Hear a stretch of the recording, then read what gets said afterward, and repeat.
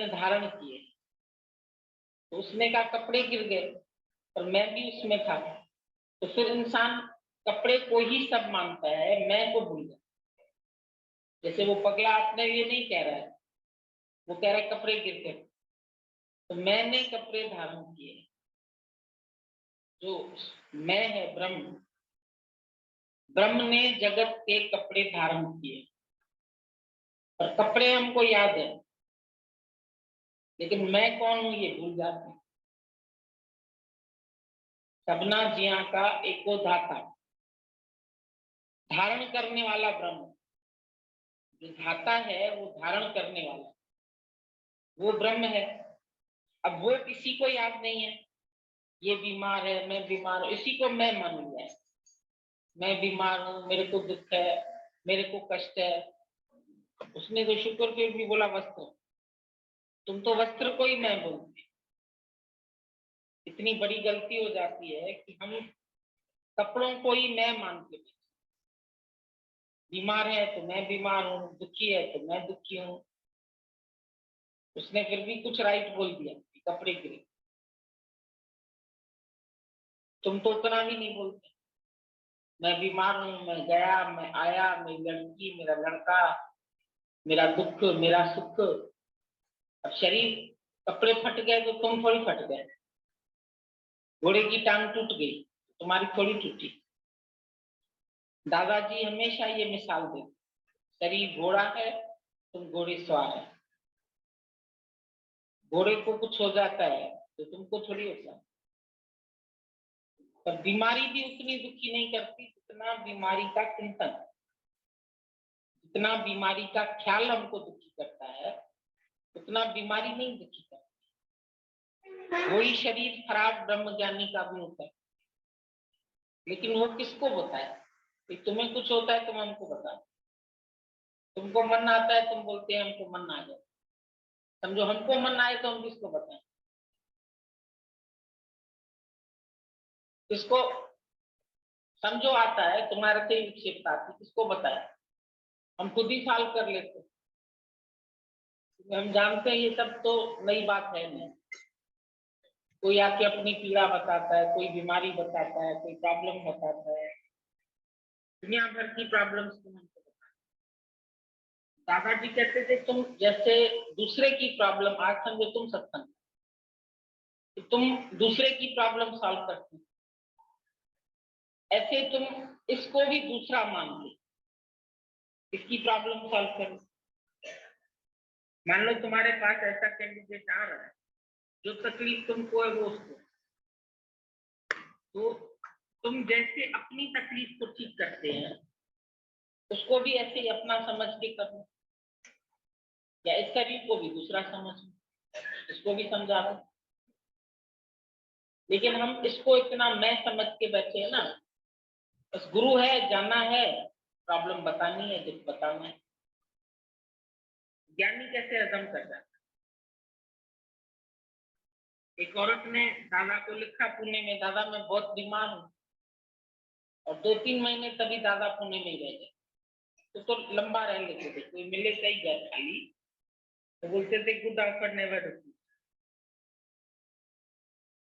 कल हम लोग सब, दादाजी का थोड़ा सा मूवी निकली हुई है, उसमें बातचीत नहीं है, खाली मूवमेंट है। उसमें देखा हाथ भी ऐसे थोड़े ठीक नहीं थे, और खा भी नहीं पा रहे थे तो दूसरा कोई खिला रहा है, चल भी नहीं पा रहे तो पकड़ के चलाता है। तो दादा का 5 साल ऐसे रहा। तो ये लोग बोले कि तुम लोग उस टाइम खंडाला कैसे चले गए? खंडाला की ये मूवी जो है, बोले तुम लोग खंडाला कैसे चले गए? हमने बोला दादा को 8 दिन के लिए बंगला मिला फ्री, किसी ने किया था खुद महीने भर के लिए, तो वो थोड़े दिन रहा फिर खाली पड़ा था। बोला हम पैसा तो 1 महीने का दे चुके हैं, बाकी तो बंगला खाली पड़ा हुआ है, तो दादा आपको रहना हो तो आप रहिए। तो जितने प्रेमी थे जा सकते थे सब जाके, कोठी थी बहुत बड़ी, उसमें जाके रह गए। खाना पीना जैसे यहाँ बनता है सब बनता था खंडाला में। तो बोला ऐसे शरीर से कैसे गएगा। हमने बोला बस उसको फ्री मिल जाता था ना कुछ भी ऑफर, तो वो उसको गंवाता नहीं था। मैं तो चला लूंगा अपने शरीर को, तुम लोग तो सब मजा ले सकते हैं ना, घूम सकते हैं, फिर सकते हैं, केव देख के आओ, ये देख के आओ, जाओ, बाकी सुबह शाम सत्संग है। तो सब इतने खुश। अब गाने बने, जाति क्या खंडाला, लेकिन हम लोग तो सब खंडाला, गाने तो अब बने हैं, तब जानता भी नहीं था कोई खंडाला कोई चीज होती है। और इतना अच्छा था, एक तो गुरु का साथ था, और उसके बाद फिर इतनी बड़ी कोठी मिली, साथ रहने को मिला। तो दादा अपने शरीर को चला लेते, उनको जहां भी मिला, पूना में मिला घर, तो वहां 2 महीना रह गए। किसी का खाली पड़ा था फ्लैट, बोला दादा अभी हम नहीं रह रहे हैं उसमें, खाली पड़ा है। दादा चल के रह गया। सत्संगी प्रेमी फर्नीचर डाल देते थे, चलो भाई, जितने दिन तक फ्री मिलेगा दादा खसकते नहीं। तो उनका इतना वो था कि इसके सदके सब साथ रहेंगे, क्योंकि जो अपना घर था वो छोटा था, और फिर पूना में रहे तो पूना वाले प्रेमियों का फायदा हुआ। तो वहां पर चिट्ठी आई दादा, एक औरत बीमार थी हॉस्पिटल में, बोला दादा मैं 1 महीने से अस्पताल में हूँ, और मैं रोज तुम्हारा इंतजार करती हूँ, तुम आके मेरे को दर्शन दो। पता नहीं मेरा शरीर कहीं छूट गया तो ये इच्छा मेरे में रह जाएगी दर्शन की। दादा ने बोला मैं किसका दर्शन करूं, अगर समझो मैं अस्पताल में हूं और मेरे शरीर को कुछ होता है, तो मैं क्या बोलूंगा, किसका दर्शन करूंगा। मैं आप ही ब्रह्मानंद हूं ना, तो मैं किसका दर्शन करूं। तो तुम भी इसी भाव में आ जाओ और ये इच्छा भी खत्म कर दो। मतलब उनका ये था, पर उन्होंने लिखा खाली एक दिन, समझो तुम, वो शॉर्ट में बात करते, जब तुमको भी तकलीफ हो तो तुम बोलो मैं आप ब्रह्मानंद हूं, मैं किसको सुनाऊं तक।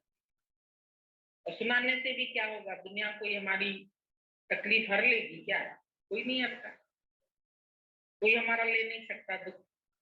और फिर गुरु क्या समझाएगा, समझो तुम्हारे मन में आता है कि हम गुरु को बताएं, तो अपने से ये सवाल पूछो कि इस प्रॉब्लम का हल गुरु क्या बता सकता। तो मन बताएगा तुम्हें, क्योंकि तुमने इतने दिन ज्ञान सुना है। गुरु ये बात बताएगा, ये बात बताएगा, वही तुम अपने मन को अपने से अलग हो, मन से अलग होके अपने को समझाओ, तो भाग जाएगा मन। रोशनी करो तो अंधेरा रहेगा। अंधेरा तब तक है जब तक रोशनी नहीं है, एब्सेंस ऑफ लाइट। वैसे अंधकार अपने आप में कुछ भी नहीं है, ओनली एब्सेंस ऑफ लाइट। जब लाइट नहीं है तो अंधेरा दिखता है। तो इसी तरीके से जब तू अपने को नहीं जानता, जब ब्रह्म अपने को नहीं जानता, तो जीव भाव में, और जीव भाव में आकर के तुम सारा दिन यही बातें कर, बेटा ऐसे बेटी ऐसे, इसकी शादी इसका बर्थडे, इसका काम उसका काम, नौकरी ऐसी घर ऐसा, पैसा ऐसा, दुनिया ऐसी, इसी में घूमते रहते। 2 घंटा तो तुम आत्मज्ञान सुनते, लेकिन उसके बाद तुम जगत का ज्ञान, ध्यान जगत में, तो जगत का ध्यान करते ही फिर वो वाइब्रेशंस तुम्हारे अंदर आ जाते। जब तुम ब्रह्म में स्थित है तो तुम्हारे वाइब्रेशंस भी बहुत स्ट्रांग, और एक भी यहाँ ऐसा नहीं है जो ब्रह्म स्वरूप नहीं, जो आनंद स्वरूप नहीं है। मेरा सत्यचित्त आनंद रूप कोई कोई जाने है, तो तू सच्चित आनंद स्वरूप, पर इस बात को जानते नहीं, तो कोई कोई जाने, जो जाने कि सदा सुख हो, जानेगा वही, फिर उसके बाद उसको सदा सुख। नहीं जानेगा तो फिर माँ मर गई तो दुखी, बाप मर गया तो दुखी, नौकरी चली गई तो दुखी, बिजनेस चला गया तो दुखी। एक ने लिखा अगर हमारे भाग्य में ही कोई चीज नहीं है तो फिर भगवान वो हमको देता क्यों है। अरे देता है, जब तक भाग्य में है तब तक दे दिया।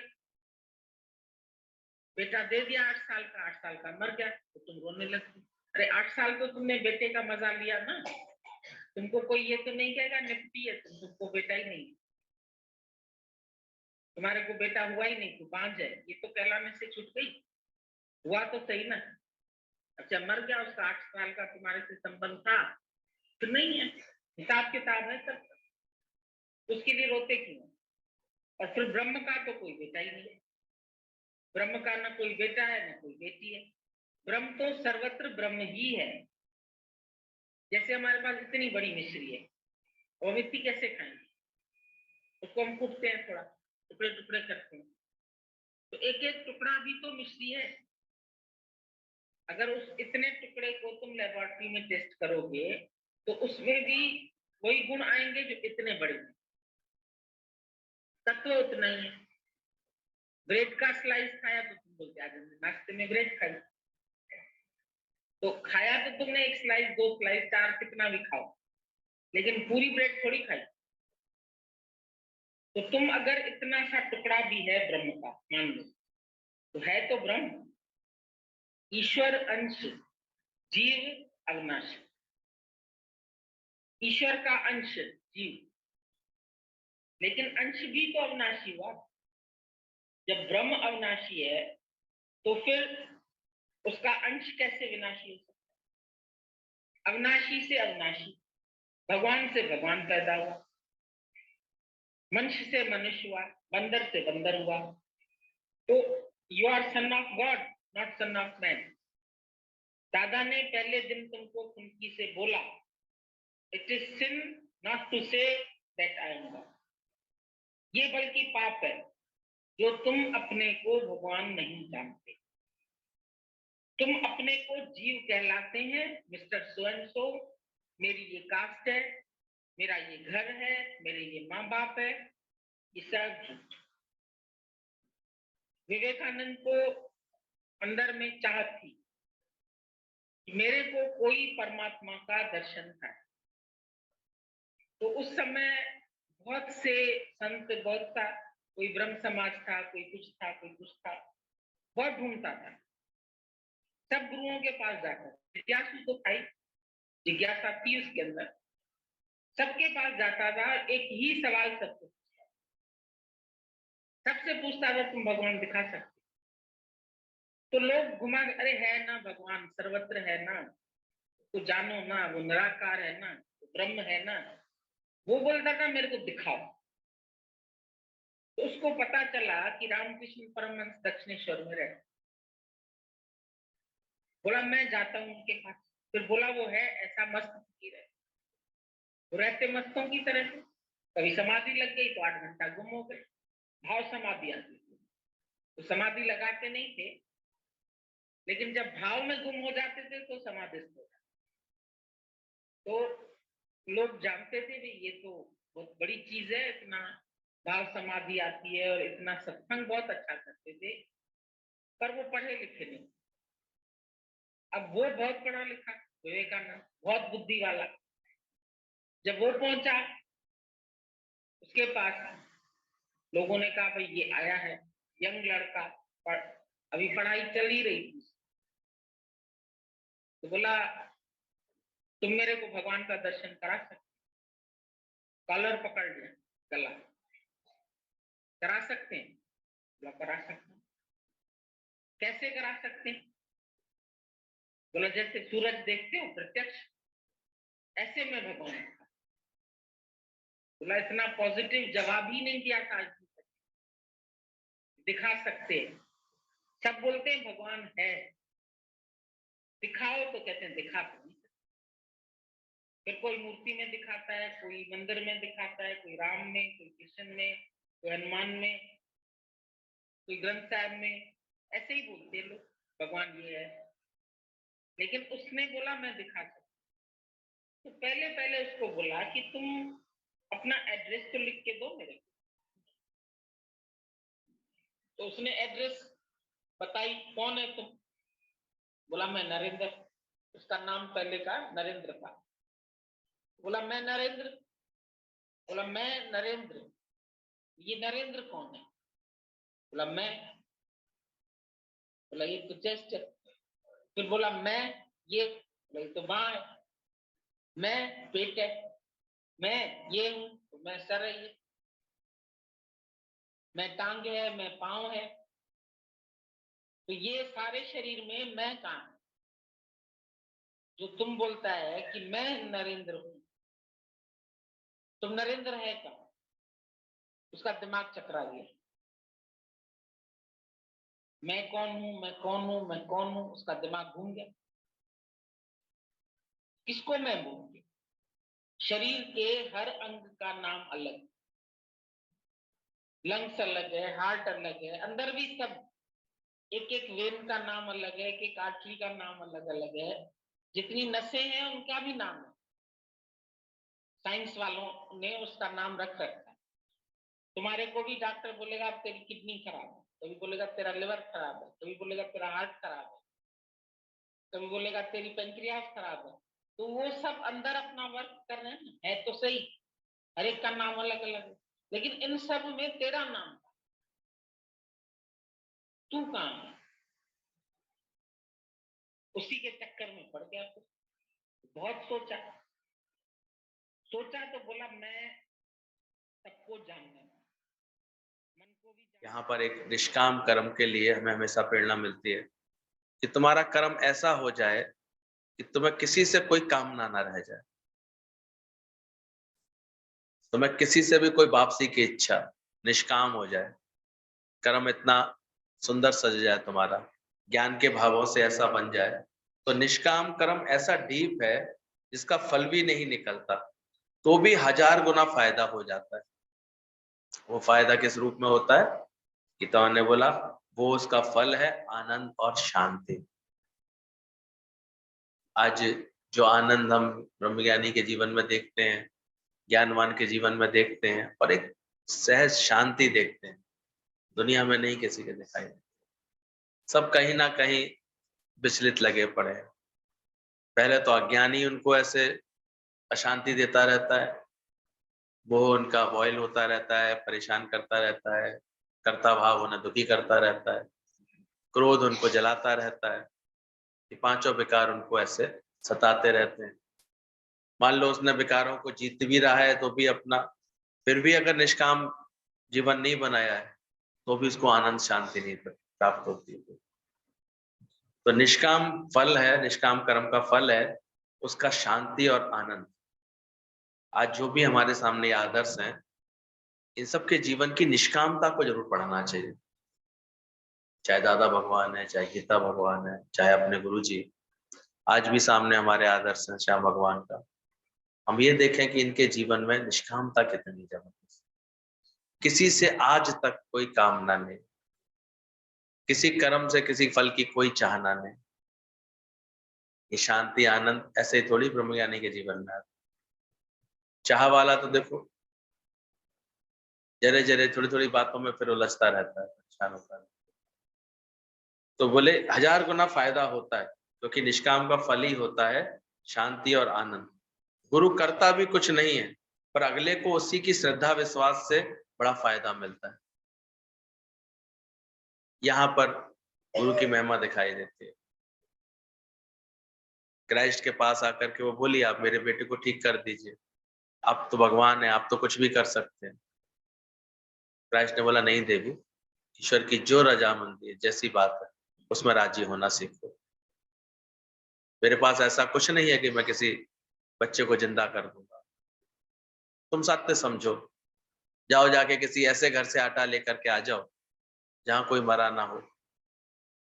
तो उसको ज्ञान देने की कोशिश कर रहे थे, लेकिन उसी सभा में सत्संग पूरा हुआ तो एक महिला अचानक बोलने लगी, मेरा बच्चा जी उठा, मेरा बच्चा जी उठा, मेरा बच्चा जी उठा। कोई दूसरी महिला, अरे मेरा बच्चा ठीक हो गया, मेरा बच्चा ठीक हो गया। सब लोग देखने लगे, बड़ी खुश थी वो, बड़ी कृपा कर दी क्राइस्ट ने मेरे ऊपर, देखो मेरा बच्चा जी गया। और दूसरी जो कह रही थी वो कह रही आपने इसका बच्चा ठीक किया, मेरा क्यों नहीं किया? क्राइस्ट ने फिर विनम्रता से बोला, अरे बहन मैंने कुछ नहीं किया, कुछ हुआ भी है तो इसी की श्रद्धा से हुआ। तुम्हारा जैसा भाव रहा होगा वो तुम्हारा रहा है, इसका जैसा रहा होगा। ये पूरी श्रद्धा विश्वास रख करके आई होगी और शांति से बैठी थी कि मेरी अगर क्राइस्ट में श्रद्धा है, बच्चा मेरा ठीक हो जाए, उसका ठीक हो गया होगा। तुम पूछ रहे तो क्या मेरे बच्चे को ठीक कर दोगे? तुम्हारी अपनी श्रद्धा है। तो गुरु के पास ही फल कौन लेके जाता है? किसको दिखता है ऐसी बात? बोले श्रद्धा विश्वास से बड़ा फायदा देता है। गुरु कुछ नहीं करता, गुरु तो साधारण रहता है, पर जो पहचान जाता है गुरु को, जो मानता है गुरु की बात, जो जितनी श्रद्धा रखता है, खाली आकर के बैठने से थोड़ी काम बनता है। श्रद्धावानम लभते ज्ञान। आज हम लोग वही लाभ ले रहे हैं गुरु से जितनी श्रद्धा रख रहे हैं। तो बोले गुरु करता भी कुछ नहीं है, पर अगले को उसी की श्रद्धा विश्वास से बड़ा फायदा होता है। निष्काम कर्म का फल है निष्काम कर्म। समझना, ये गीतावान के लेटर्स बहुत गूढ़ अर्थों से भरे रहते हैं। निष्काम कर्म का फल ही है निष्काम कर्म। जो इस राह को अपनाता है ना, तो उसके आगे क्या आएगा फिर? निष्काम कर्म ही बार बार आएगा। हैरान हो जाते हैं हम लोग देख करके, निष्कामी के सामने निष्काम कर्म आ जाता है, यही निष्काम कर्म का फल है। दूसरे जाकर कितना भी ढूंढे तो भी कोई नहीं मिलेगा, देखने में आता है। वो इतना जतन करते रहते हैं, ढूंढते रहते हैं कि हमें कोई मिल जाए। गुरु तो कहता है जाओ जाकर के किसी को प्रेम दे कर आओ, किसी को ज्ञान, पर उनको दिखता ही नहीं है। क्यों नहीं दिख रहा है उनको? अंदर वो निष्कामता का भाव अभी बना ही नहीं, इसलिए उन्हें नहीं दिखेगा, उनके सामने कोई आएगा भी नहीं। खुद उनका जीवन ज्ञान आनंद से भरपूर नहीं है तो वो किसी को दे भी नहीं पाते, बेचारे आनंद दे ही नहीं पाते। लेकिन निष्कामी के सामने सहज आता है। इसी को बोला निष्काम कर्म का फल है निष्काम कर्म ही। निष्कामी के सामने निष्काम कर्म आ जाता है, यही निष्काम कर्म का फल है। दूसरे ऐसे सर खुजाते रह जाते हैं, आप कहो तो किसी के पास चले जाएं। मैं कहा, हम क्यों कह दें? तुम्हारा हृदय निष्कामी होगा, अपने आप तुम्हें प्रेरणा आ जाएगी, अपने आप कोई तुम्हारे सामने आ जाएगा। कोई भी आएगा वो तुमसे अपना दुख हल्का करवा लेगा, अपना ज्ञान मिटवा लेगा, पर इतना अंदर शौक तो आ जाए। खाली हमारे कहने से तुम एक आध बार चले भी गए, फिर तुम्हारे अंदर में निष्कामता नहीं है तो कैसे कर पाओगे? हो ही नहीं पाए। पर निष्कामी के सामने निष्काम कर्म सहज आता है, स्वयं आता है। इस बात का खुद का अनुभव बनाओ, वचन तो गुरु का है, सच्चा है एकदम से 100%। और यही कारण है एक का जीवन निष्काम कार्य में आगे सहज बढ़ता रहता है, और एक को इतनी इतनी प्रेरणा देने के बाद भी वो पता लगा फिर कुछ उसके जीवन से कोई कार्य होता दिखता ही नहीं है कभी भी। कारण अभी निष्कामता नहीं भरी है उसने, अभी कहीं ना कहीं उसने अपना मैं वजूद बना के रखा है। पूरी तरह गुरु की आज्ञा में मिटा नहीं है, उसने अपने मन को मिटाया है। बोला यही निष्काम कर्म का फल है। दूसरे जाकर कितना भी ढूंढे तो भी कोई नहीं मिलेगा, पर निष्कामी के सामने ऐसे ऐसे मिलते हैं जिन्हें वह ज्ञान, जिन्हें अपने आप ही ज्ञान की बड़ी जरूरत होती है। देखकर ऐसा आश्चर्य होता है कि कैसे ये सब आते हैं ज्ञान सुनने के लिए। वह भगवान को फिक्र है कि इसे किसे इसके पास भेजूं। ऐसा लगता है ऐसे भगवान खुद ढूंढता रहता है। इसलिए हम लोग देखते थे गुरु जी के पास कितने शहर से कितने लोग आते गए रंगते गए, आते गए रंगते गए, आते गए ज्ञान पाते गए, सत्संग सुनते गए। अपने आप कुछ प्रेरणा पा करके बिल्कुल उनके रंग में रंगते चले गए, उन जैसे होते चले गए, क्योंकि वो खुद निष्काम। निष्कामी के सामने निष्काम कर्म सहज आता है। उन्हें इस बात की बड़ी जरूरत है। देखकर ऐसा आश्चर्य हो जाता है कि कैसे सब आ जाते हैं। यह भगवान को फिक्र है किसे इसके पास भेजूं, क्योंकि हम केवल तैयार हैं निष्काम के लिए, तो भगवान ऐसे ग्राहक भेजता रहेगा। जब तुम खाना छोड़ करके भी निष्काम कर्म में जाओगे तभी भगवान ऐसे कर्म भेजेगा। सुबह भी नीना मुझे बताती थी कि ऐसी प्रेरणा वाले लेटर आते थे कि तुमने उसी समय अंगीठी क्यों नहीं उलट दी। किसी की पुकार आई थी, किसी की खबर आई थी, तो तुमने उसी समय क्यों नहीं ऐसे तुमने किया। फिर आकर के 2 रोटी बना लेते, पीछे आके ये काम कर लेते। तुमने उस समय उस सेवा के आगे अपने कामों को ज्यादा महत्व दिया, तो देखो चूक गया। वही समय था उसका उद्धार का, तुम चूक गए। और आज उसका परिणाम देखा था हमने, कितना विशालता से निष्काम कार्य गुरु जी के जीवन में आया, कैसा बना लिया उन्होंने। आज भी देख रहे हैं 96 की एज पर भी आ रहा है सामने उनके, बार बार कोई ना कोई शहर के लोग पहुंच रहे हैं, बैठ रहे हैं, कर रहे हैं, शहर के लोग खींच रहे हैं उनको अपने घर पास में से। ये कार्य होता रहे, देखा नहीं था। ठीक से तुम लोगों को ना नाम जानते ना कुछ जानते, लेकिन फिर भी तुम लोगों को इतना प्यार करके भेजा, इतनी समझ दे करके भेजा। कैसे आता रहता, इसको पहचानो। जब निष्कामी अगर हो जाता है, स्वार्थ के सामने स्वार्थ के कर्म आएंगे, स्वार्थ की बातें आएंगी, मैं मेरे वाले ही आएंगे उसके इर्द गिर्द। लेकिन अंदर से जब हो जाता है कोई निष्काम, तो फिर उसके सामने निष्काम कर्म सहज भगवान भेजेंगे।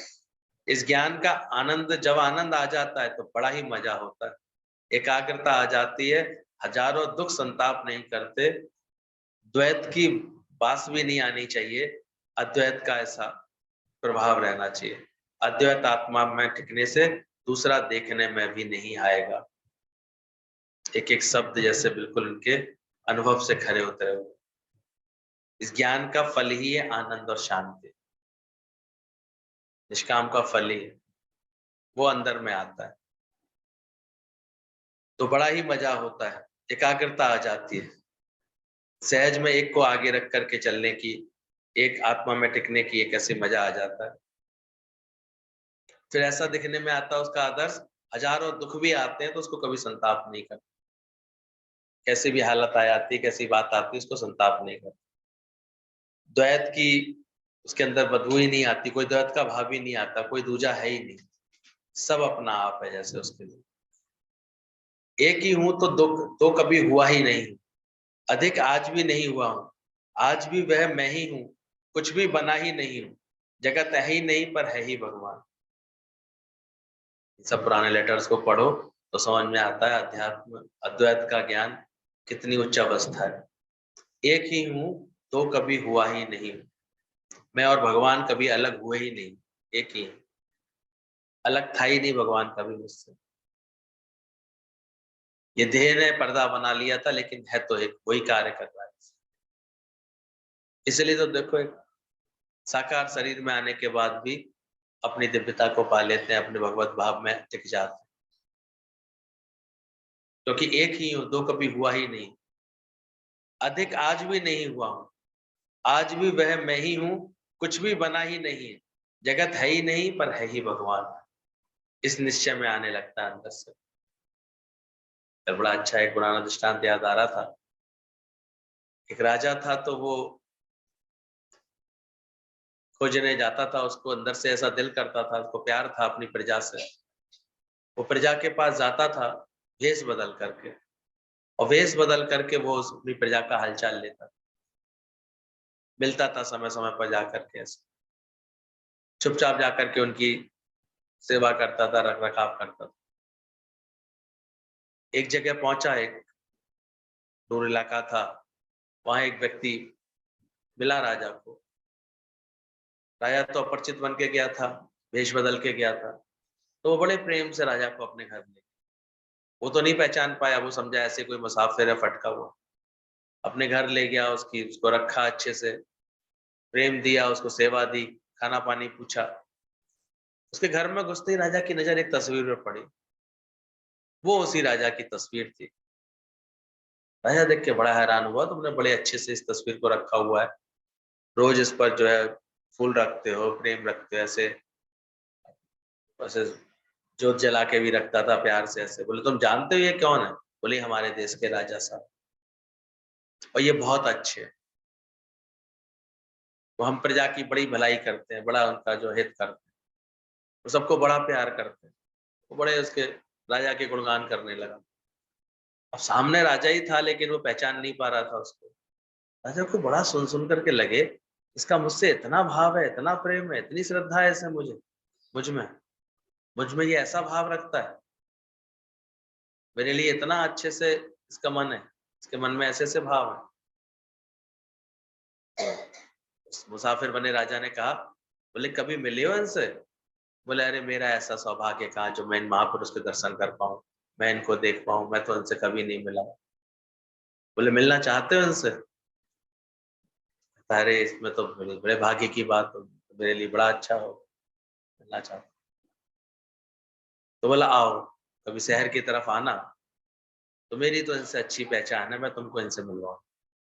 ऐसा कह करके वो आ गए, बुलाया उनसे। अब उसको भी उत्सुकता तो थी, प्रेम था, प्रेम होता है तो मिलन की भी प्यास आती है। जाए दौड़ के देख कर आए, मिला है। कोई काम निकला उसको शहर की तरफ आने में, राज्य की तरफ आने का, निकल आया वो। आया, उस व्यक्ति ने कह दिया था कि तुम मुझे मेरी ये तुमको में दे दिया, मेरे तो बहुत अच्छे वहां पर संबंध है, मैं तो रोज मिलता हूँ, तुम वहां जाकर के ये बस दिखा देना, तुमको कोई रोकेगा नहीं। उसने कहा देखो देखता हूँ, शायद राजमहल में एंट्री मिल जाए, जाना हो जाए। उसने वो परिचय दिया तो उसको जाने दिया एकदम से, दिखाया, चिन्ह दिखाया, बड़े प्रेम से वो राजा के सामने पहुंच गया। और वहां जब राजा बैठे थे तो बड़े भाव से, अब राजा भी बड़े प्रेम से उससे मिल रहा था, बड़े प्रेम से उसकी आवा भगत कर रहा था। क्यों कर रहा था राजा, बताओ?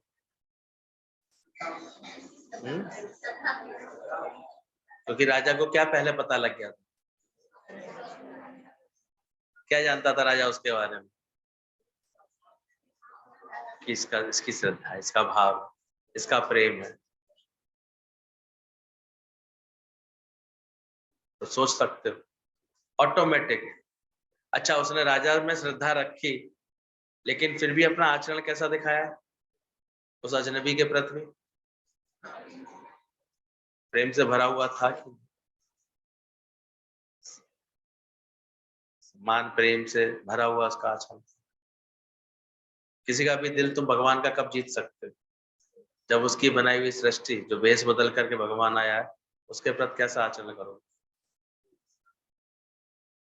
और भगवान को ये खातरी होगी जिस दिन कि इसकी तो मेरे में बड़ी बड़ी आस्था है, बड़ा प्रेम है, तो नहीं मिलेगा। अब जगत में तुम ऐसे रहते हो, वो खुद ही बना हुआ है जगत में, वेश बदल करके, चलो पहचान नहीं पा रहे, तुम कैसे रहते हो?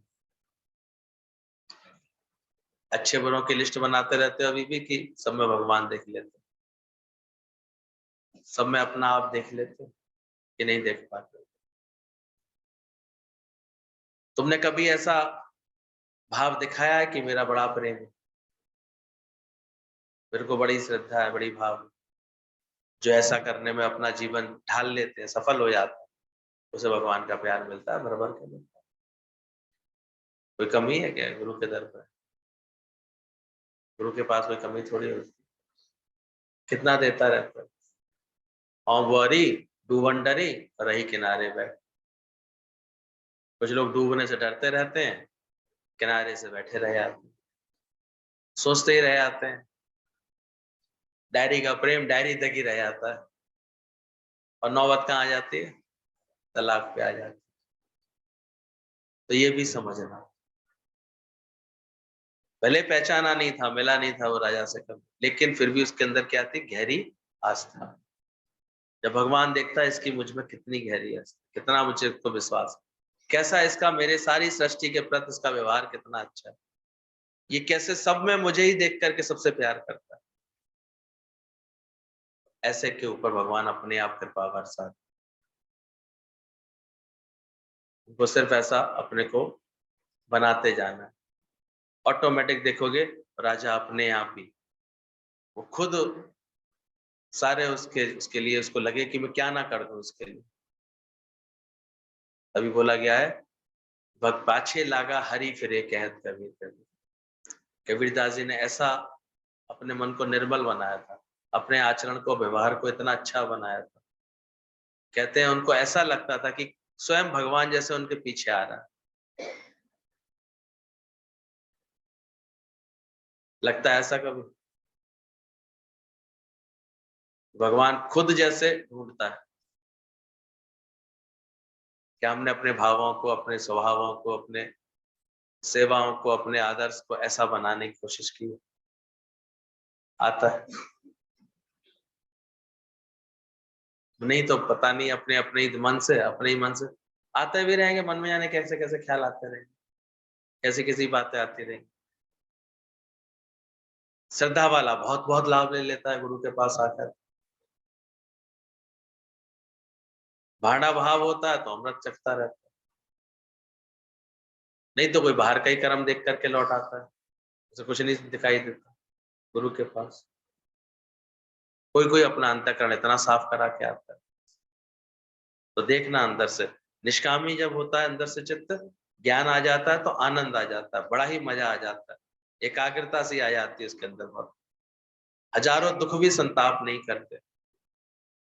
द्वैत का धुआं नहीं, अद्वैत की आग, जलाया जाए जिसको तो बचे ना उसको। अब उसके चित्त में किसी के प्रति द्वैत भाव नहीं। कभी कदाचित किसी दूसरे की बात करता हुआ भी ज्ञानी दिखाई देता है ना, फिर भी वो अंदर हृदय में ये जानता है, मैं ही तो हूं, उस रूप में मैं ही तो, मैं ही तो ये सेवा कर रहा हूँ, मैं ही तो ये प्रेम कर रहा हूँ।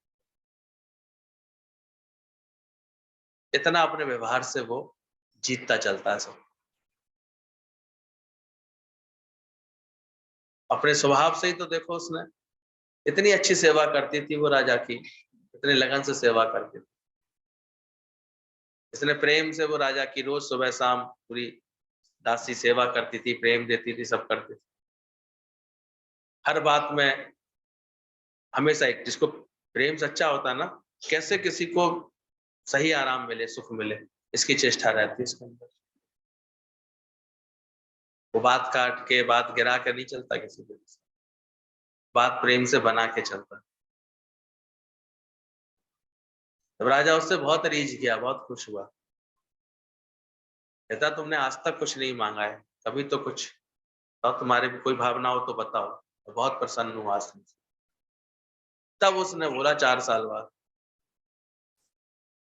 कि राजा साहब, आपके राज्य में एक कैदी हैं, वो मेरे पति हैं,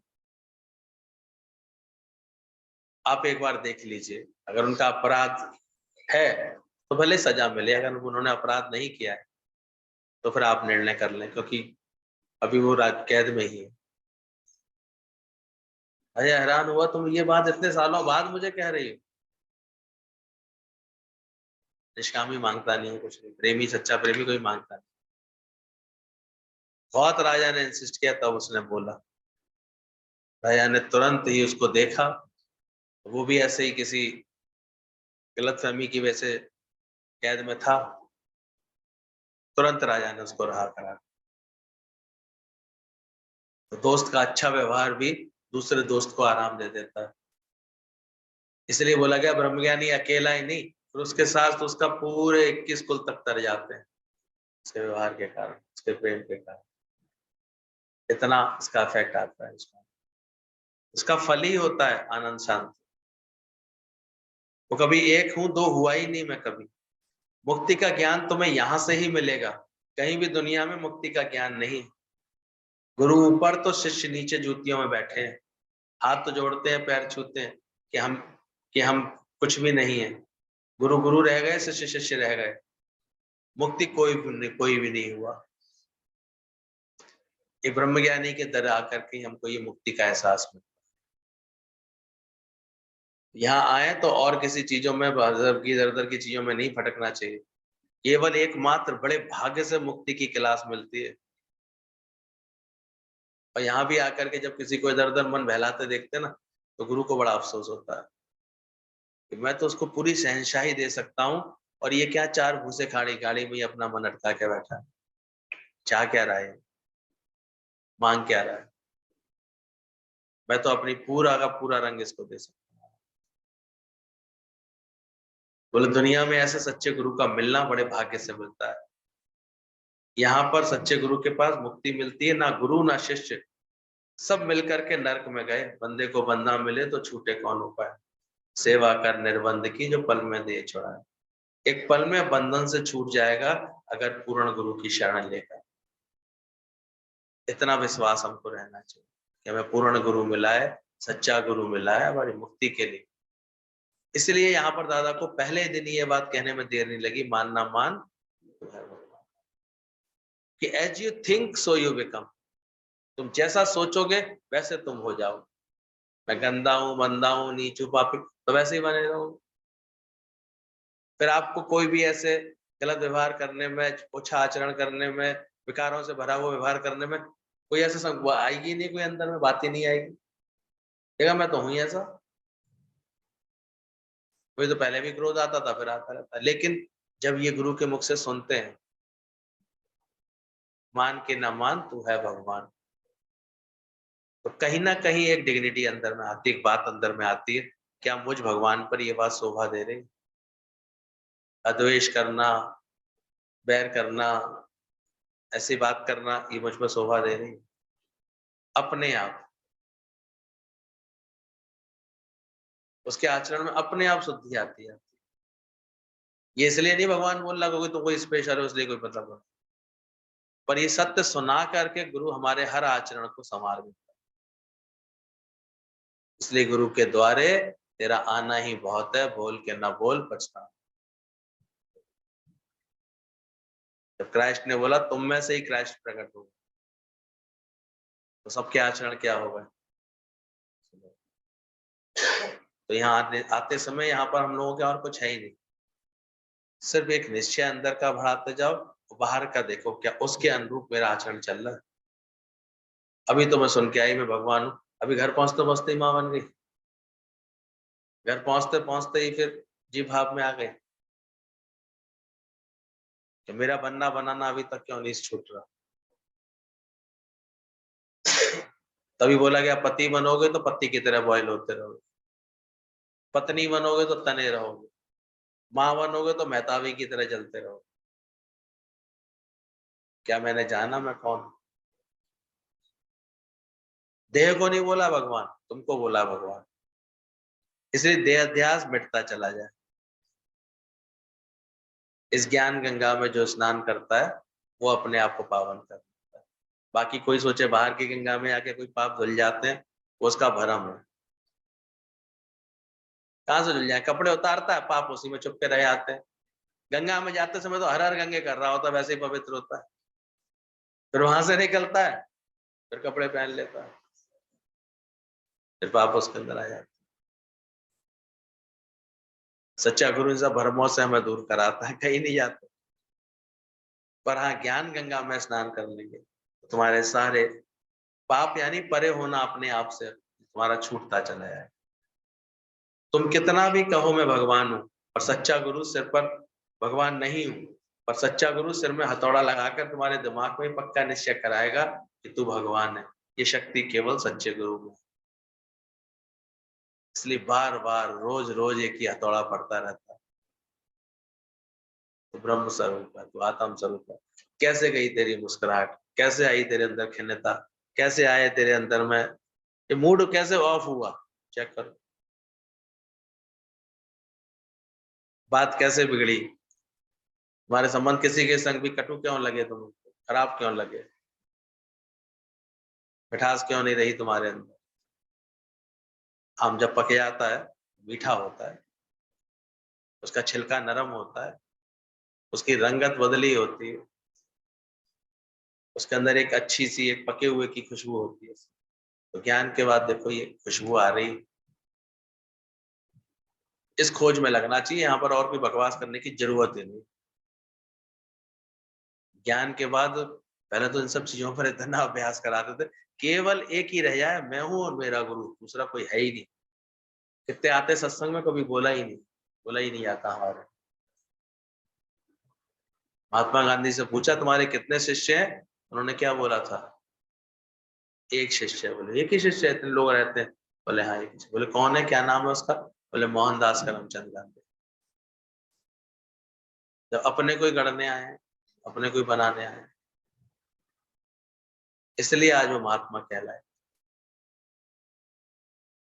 ऐसा बनाते जाओ अपने आप को, ध्यान रखना, क्योंकि ये दर बड़े भाग्य से मिलता है ऐसा सत्संग।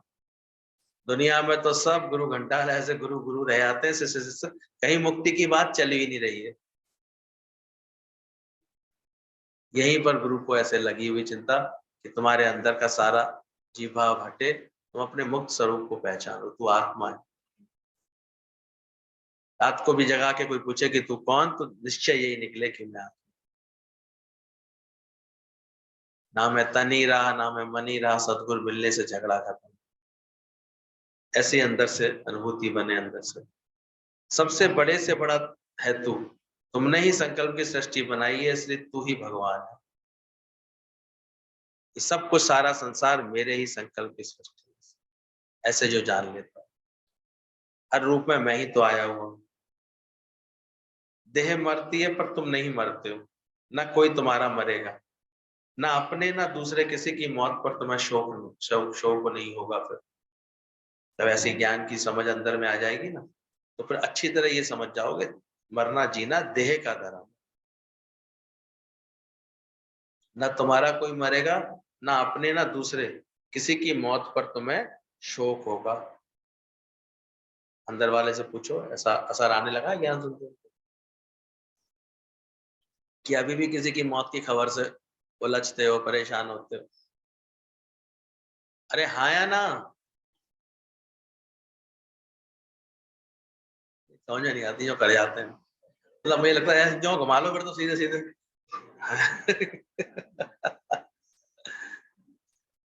ज्ञान तो यही सिखाता है। देह मरती है कि तुम मरोगे, मैं ना मरबो मोए मिले हैं जियावन हार। इसको जियावन हार ऐसा दादा ऐसा गुरु मिल जाए, कभी उसे लगेगा ही नहीं कि मैं मरूंगा या कोई मरता है। किसी की भी मृत्यु की खबर, कैसी भी खबर, उसको बिल्कुल भी चलाना। सिर्फ ज्ञान है, अंदर से ज्ञान की बात समझ ली, बात खत्म। इनसे मिलो, इनकी बेटी का बेटा अभी मर गया एक्सीडेंट, अरे मैं करूंगा क्या, उसका बेटी का बेटा मर गया। मेरी नजर में तो आज तक कोई नहीं मरा। कोई मरता है क्या? ये खुद ही पक्का करे, सत्य को पक्का करे हर व्यक्ति, तो कहां से कोई मरता है? किसके लिए बात करें, सोचो। एक बार बैठ के ढंग से कोई ये बात समझ ले कि वो आत्मा है, ना जायते न मरते न हनते, तो कहां से ये कोई बात आएगी? तो ध्यान रखना, देह मरती है पर तुम नहीं मरते हो। तुम्हारी इच्छा नहीं चलेगी, ईश्वर इच्छा चलेगी। इसलिए शांत होकर के बैठ कर देखो, वह तुमसे अधिक सब अच्छा करेगा। वह तुमसे अधिक होशियार है, तुमसे ज्यादा सियाना है। इतना अंदर से भगवान के ऊपर समर्पण हो जाए। पहले ही सब कुछ करके बैठा है, भगवान के लिए कंप्लेन बैठ करके करते हो, ऐसा क्यों किया?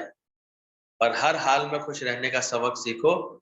जो भगवान करे वह समझो कि जैसे मैंने ही किया है। अब कैसे कुड़कुड़ करेंगे बताओ? हर बात में ऐसा लगेगा my will is being done, मेरी मर्जी से हो रहा है, मेरी। आत्मज्ञान हमको ऐसा सुंदर अभ्यास करा देगा। आत्मा के सिवाय सब पाप है, जो कुछ भी समझा है सुना है सब भगवान। पिछले सब ख्याल फेंक करके गुरु के नए नए ख्याल दिमाग में घुसाओ। कौन कर रहा है ये काम? कि जमे बैठे हैं पुराने ख्याल। गुरु के ज्ञान से हथौड़ा खा करके वो ख्याल हटाओ, तो नए ख्याल ये जमाओ। इस मेहनत में लग जाओ। पुराने ख्याल, पुरानी मान्यताएं, पुराने ये सब हटनी चाहिए। पुरानी चर्च हटनी चाहिए, तब नई बनेगी। पिछले सब ख्याल फेंक करके गुरु के नए नए ख्याल दिमाग में घुसाओ। कोई बीमार है तो तुम जाकर के शकल बिगाड़ कर बैठते हो कि तू बीमार है, पर कौन बीमार है? आत्मा बीमार होती है क्या? शरीर को आत्मा से क्यों मिलाते रहते हो? गीता फिर क्यों पढ़ी तुमने फिर? तो तू शरीर नहीं है, ना तू बीमार है, ना किसी को भी तुम बीमार समझो। आत्मा है अजर अमर, मरने वाला, बीमार होने वाला कोई भी नहीं है। इस ज्ञान से तुमने वाह वाह का गुण आना चाहिए। कभी भी हाय हाय नहीं करोगे। ऐसा क्यों हुआ? जो कुछ भी होगा सब अच्छा ही होगा। समझना चाहते हैं इस बात को? अब कभी किसी बीमार से मिलने जाओगे? जाओगे ही नहीं? अच्छा, बीमार समझ के जाओगे?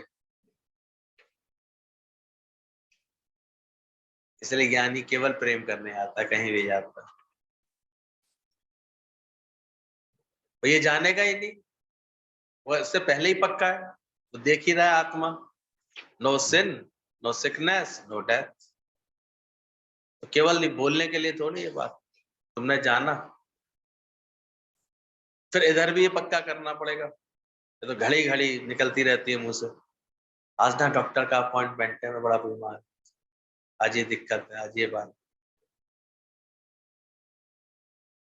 ज्ञानी नहीं होता बीमार, मानता ही नहीं है। वो तो डॉक्टर को तो ऐसे जानता है जैसे कि कोई सच्ची की जरूरत है, चलो मैं चला जाता हूँ, चप्पल टूट गई है, टाँका लगवा जाता हूँ, चोट लगी है, डॉक्टर को दिखा के ठीक करा लेता हूँ। कोई इसके अंदर से बदलाव आया है, कोई चीज, कोई तत्व ऊंचा नीचा हुआ है, जाकर के इसकी मेडिसिन ले आता हूँ। फिर जो ये जो 98% उसका मानसिक बिगड़ करके जिसको बीमार करता था ना, उसका फिर उसे फर्क ही नहीं पड़ता है, उसे लगेगा ही नहीं कि मैं बीमार हूँ। वो तो अंदर है, उनमें ब्लड में कोई बीपी बढ़ा, बीपी का इशू होगा, वो ठीक हो जाएगा। और अज्ञानी ऐसे सोच सोच के अपनी बीमारियों को इतना बढ़ा लेता है, इतना बढ़ा लेता है। फिर सत्संग तो रोज सुनता नहीं, सत्संग के लिए तो उसे बैठा नहीं आता, और बातों के लिए बैठा है, बातें कर ले, मन है ऐसा। और जिसका हम देखते हैं ज्ञान में मन लगता है, ज्ञान की बातें सुनने में, समझने में, उसके अंदर से ख्याल ही मिट जाता है कि कोई बीमार है या मैं बीमार हूँ, ख्याल हो जाता है। One day this body will leave. दादा को इतने इतने ऐसे दिखने में रोग हुआ करते थे कभी ऐसे, पर वो पूरे अपने गरम गरम मोम में सिकाई करते हुए भी एक बार भी उनको फीलिंग नहीं आती थी। नर्स कहती थी आपको बिल्कुल नहीं फील कुछ होता, तो हंसते थे, भाई खाल माल कब का अलग हो चुका है। और दुनिया में तो सोच सोच करके नेक बीमारी को भी इतना बड़ा कर लेंगे, बिल बिल खामा खा, बहुत बीमारों में बहुत तकलीफ है। डिप्रेशन जैसे पहले तो कभी सुनते भी नहीं थे, आज तो घर घर में। देख अपने विचार को ही तो ठीक करना है तुमको, ले दे करके है क्या, काय का डिप्रेशन। और कुछ नहीं होता, केवल अपने ही इविल थॉट होते हैं, अपने विचार होते हैं, खामा खा सफुगे बन जाते हैं इतने विचारों के। बहुत दिनों तक नहीं खोलो ना चीजें, कमरा वमरा नहीं खोलो तो बहुत सारे जाले लगे दिखते हैं। बहुत दिन सफाई नहीं करो तो बहुत गंदगी दिखाई देती है, यही है डिप्रेशन और कुछ।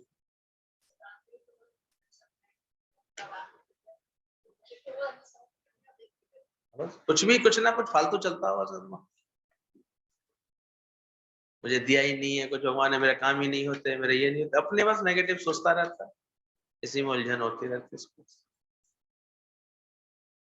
तो कोई बीमार है तो तुम शकल बिगाड़ करके बैठते हो उसके पास जा करके, अरे बस सख्त अफसोस, बहुत अफसोस, अच्छा बड़ा बड़ा हो गया, बड़ा खराब हो गया। जा करके तुम उसे प्रेम दे करके उसको ये एहसास दिलाते हो कि कहाँ है बीमारी, कैसी बीमारी, क्या हुआ, क्या है तेरे को, ठीक तो बैठा है तू, सही तो है, चलो भजन गाओ बैठ करके, चलो सुनो भजन, बैठ नहीं तो नहीं सकते, उसमें क्या बात है, भगवान का नाम तो ले सकते। ऐसे व्यवहार करेगा वो उसके साथ, क्योंकि वो क्या जान रहा है, बाकी सब लोग, सब रिश्तेदार आकर के उसके आगे ऐसे मुंह लटका लटका करके उसे, और नहीं होगी बीमारी तो और पक्की बीमारी, और वो तो पहले ये सोच के बैठा है मैं बीमार हूं। बड़ा ये भी एक बड़ा अच्छा लगता है, कोई आया मेरी बीमारी में अफसोस जता है आए मेरे को बोले कि हाय बड़ा बीमार है। अरे हिसाब किताब है शरीर का, कोई लेन देन का हिसाब किताब है, इसमें क्या बात है। गीतान बोले कि तुम क्या शकल बिगाड़ करके बैठते हो कि तू बीमार है, आत्मा बीमार होती है क्या, शरीर को आत्मा से क्यों मिलाते हो, फिर गीता तुमने क्यों पढ़ी, तू शरीर नहीं है, ना ही तू बीमार है, ना किसी को भी तुम बीमार समझो। समझ गए, आज के बाद दुनिया में तुम्हें कोई बीमार नहीं मिलेगा, आत्मा है अमर, मरने वाला, बीमार होने वाला कोई भी नहीं है। इस ज्ञान से तुमने वाहवा का गुण आना चाहिए, कभी भी हाय हाय नहीं करोगे, ऐसा क्यों हुआ, जो कुछ भी होगा वह अच्छा ही होगा, वाहवा की आदत ऐसी डाल, क्या हुआ उसमें, कौन सी बड़ी बात, एक दो दिन आराम करना होगा, बुखार अपने इन्फेक्शन ठीक हो जाएगा, ठीक हो जाएगा, उसमें हुआ क्या, उसमें बीमारी की क्या बात है, इतने दिन से सुन रहे हो दुनिया की बातें, अब नहीं सुन पा रहा काम, तो उसमें बीमारी की क्या बात है, इंद्रियां तो शिथिल होती ही हैं। अब मैं देख नहीं पाती हूँ, सुन नहीं पाती हूँ, कब तक देखना है दुनिया को? ऐसे करके तुम उसको हिम्मत दे करके आज जाने कैसा मुंह बना के जाते हैं बीमारों के पास, शकल बिगाड़ के जाते हैं। जब तक कुछ हुआ नहीं है तब तक शक और खराब संकल्प क्यों करते हो? अच्छे संकल्प करने से देखना बहुत बीमारी है, अब बचेगा नहीं शरीर। क्यों तुमने संकल्प खराब किया? क्यों मन खराब किया तुमने? पहले से सोच सोच कर खराब कर लेते। भगवान हमेशा ठीक रखे, कहीं ऐसी कोई बीमारी ना आ जाए, अपने ही संकल्प खराब कर लेते। जब तक कुछ हुआ नहीं है तब तक शक और संकल्प, खराब संकल्प क्यों करते हो? अच्छे संकल्प करने से तुम्हारा क्या जाता है? दर्द भी भगवान देता है तो दवा भी वही देगा। दुख दारू सुख रोग भया, ज्ञानी की नजर में तेरा भाणा मीठा लागे, राजी रहने के सिवाय कोई और उपाय नहीं है। बीमारी में भी बड़ी भलाई है। तुमको दिखती है किसी की बीमारी आती है, अपने शरीर बीमारी आती है तो तुमको भलाई दिखती है उसमें? दादा ने बोला बीमारी में भी बहुत भलाई है। तो ज्ञान वैरागी की बातें ऐसे पक्की नहीं होती, बीमारी की अवस्था में हो जाती है। जो मन इंद्रियों का संयम ऐसे नहीं सीख पा रहे होते हो, बीमारी की अवस्था करा रहे। तो बीमारी तुम्हारा कल्याण तो कर रही, खराब क्या कर रही? ये समझ बना लो। तुम्हारा मन साफ है तो शुक्र करो। दूसरों को तो कई वर्षों से बीमारी है, कई मर भी गए, कितने भी, पर शुक्र करो तुम अभी जिंदा तो हो, ऐसे सोचना चाहिए।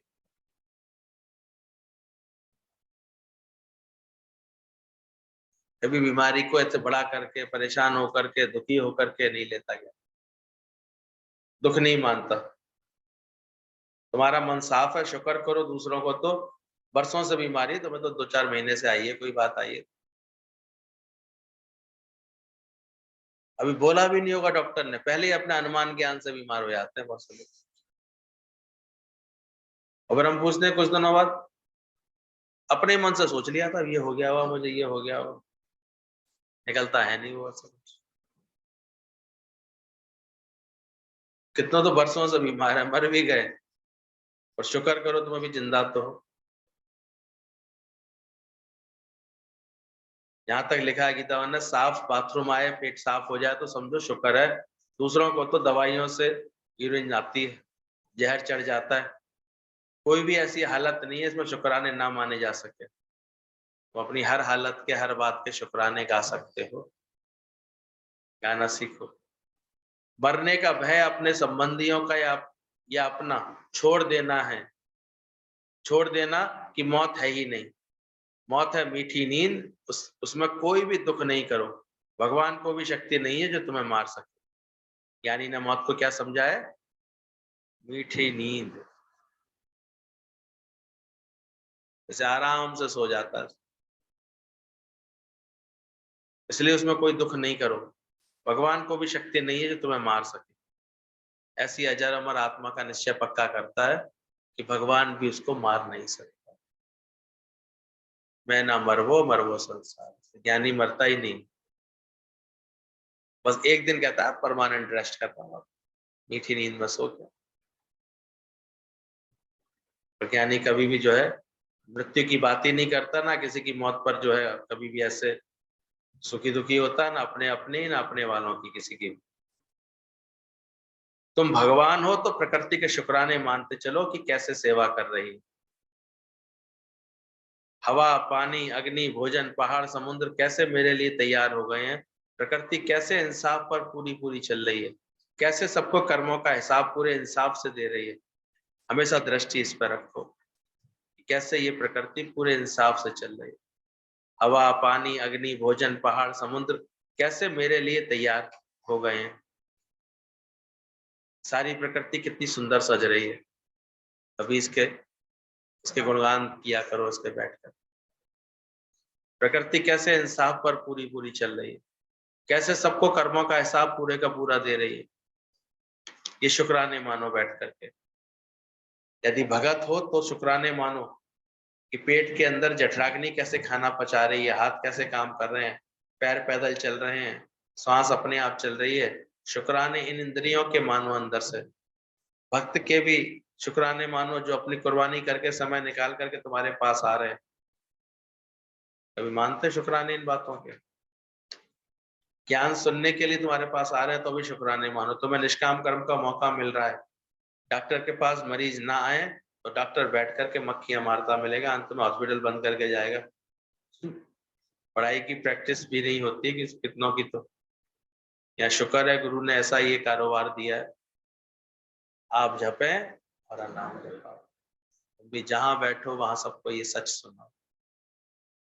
अब करते हो या नहीं करते हो, निष्कामी हो जाओगे तो निष्काम कर्म सहज तुम्हारे से होता रहेगा और निष्काम कार्य आता रहेगा। ये सुंदर ज्ञान गंगा में रोज गुरु जी नहलाते हैं।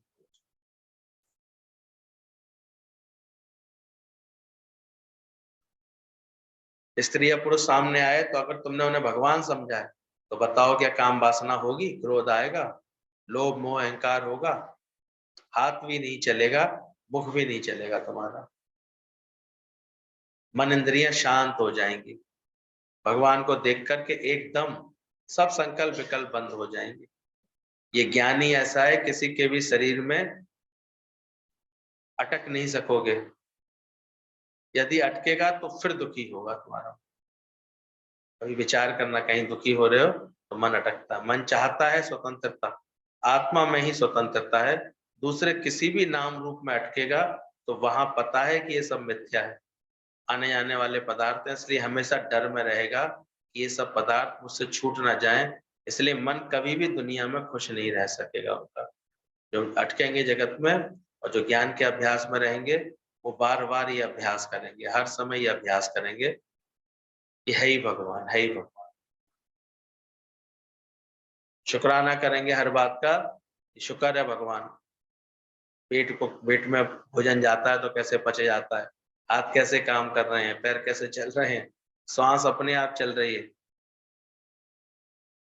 पास बुलाने का शुक्राना, दर पे बिठाने का शुक्राना, भोजन खिलाने का शुक्राना, भगवान के कितने शुक्राने,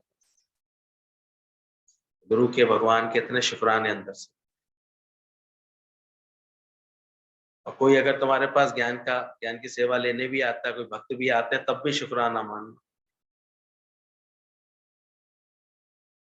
और ये देखना तुम्हारे अंदर से अभी सारी ये सहज में शांति आती आ रही है, काम क्रोध लोभ मोह अहंकार धीरे धीरे शांत होते जा रहे हैं। कि यदि अटकोगे तो जरूर दुखी रहो, किसी में अभी मन अटक जाता है, आत्मा के सिवाय कुछ और जाता है तो फिर दुखी होता रहता है। दूसरे किसी भी नाम रूप में अटकेगा तो वहां पता है कि ये सब मिथ्या है, आने आने वाले पदार्थ हैं, इसलिए हमेशा डर में रहेगा कि ये सब पदार्थ मुझसे छूट ना जाए। इसलिए मन कभी भी दुनिया में खुश नहीं रह सकेगा। जानते हो, समझ पाए हो इस बात को कि दुख का एकमात्र कारण अज्ञान है। किस कारण कभी भी दुख आता है किसी बात का? ऐसे अज्ञान को मार भगाओ, मिटा दो, फिर सुखी सुख है, आनंद ही आनंद। ज्ञान का प्रत्यक्ष फल क्या बताया? आनंद और शांत। और निष्कामी के सामने निष्काम कर्म आता ही जाएगा।